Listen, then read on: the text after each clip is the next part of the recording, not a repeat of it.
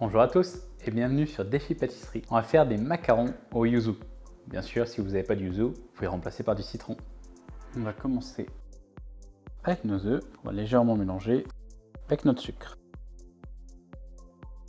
Puis on va rajouter notre jus de yuzu. On va cuire tout ça au bain-marie. Et on va faire une cuisson à 83-84 degrés. La température monte doucement au bain-marie. On remue de temps en temps pour que ça soit bien uniforme. On s'approche doucement de la température cible. Les œufs commencent à coaguler, ça commence à s'épaissir. On continue juste à remuer régulièrement. Pas besoin de remuer continuellement, mais régulièrement. Là, on voit que notre ganache a bien épaissi. Notre ganache, c'est pas encore une ganache. Voilà, 82 degrés, très bien.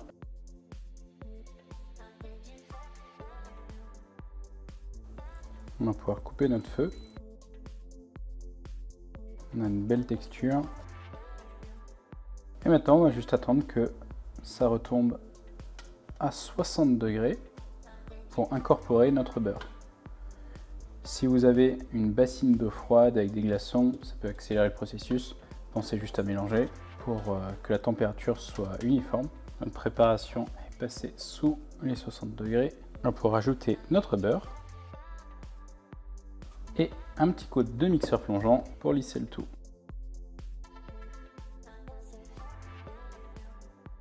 Après une minute, on a notre ganache qui est bien homogène. Il suffit de la filmer au contact et de la mettre au frigo.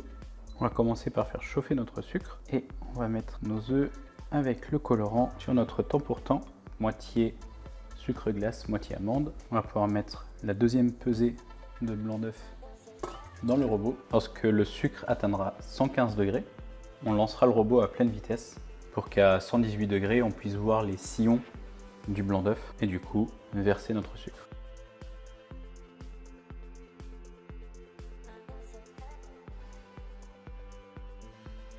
On va récupérer une partie de la meringue. Ça va être pour détendre notre appareil.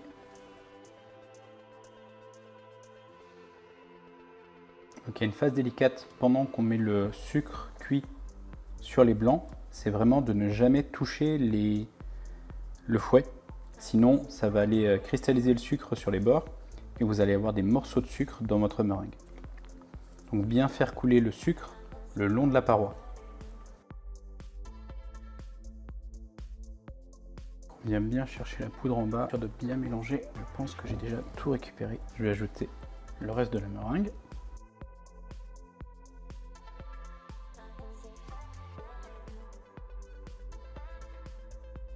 C'est la partie où il faut un peu des bras.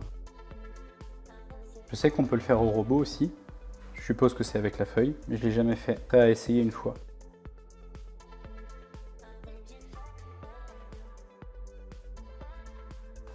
On va détendre l'appareil jusqu'à avoir un ruban qui se casse en pointe. Encore un petit peu. Ah, on commence à avoir un ruban, c'est bien. On est bien là.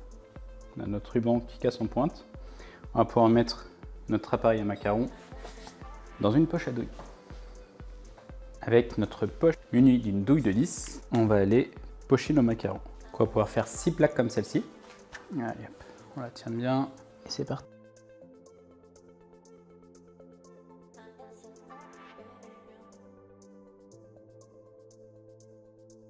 Et on va répéter l'opération sur les autres plaques.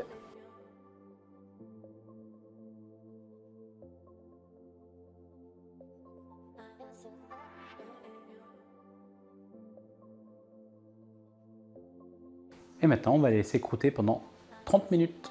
On pourra voir s'ils sont prêts quand on les touche et que ça colle plus. On va pouvoir dresser nos macarons pour avoir les coques du dessus et les coques du dessous d'une partie.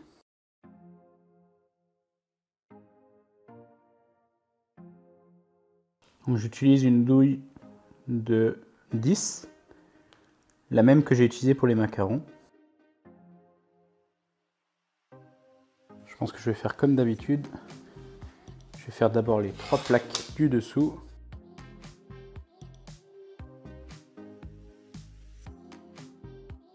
Comme il en reste encore pas mal, on va pouvoir en rajouter sur tous nos macarons.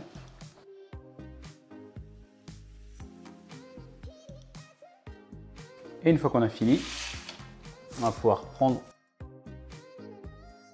et refermer. Donc là, on essaie de faire correspondre à peu près les tailles, que ce soit plus joli.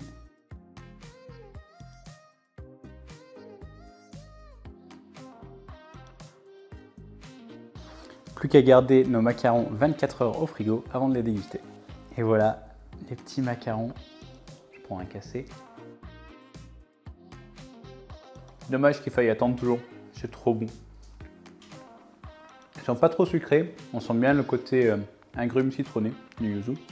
Agrumes citronné, ça se dit ça? Mais ils sont super bons. Bonne dégustation.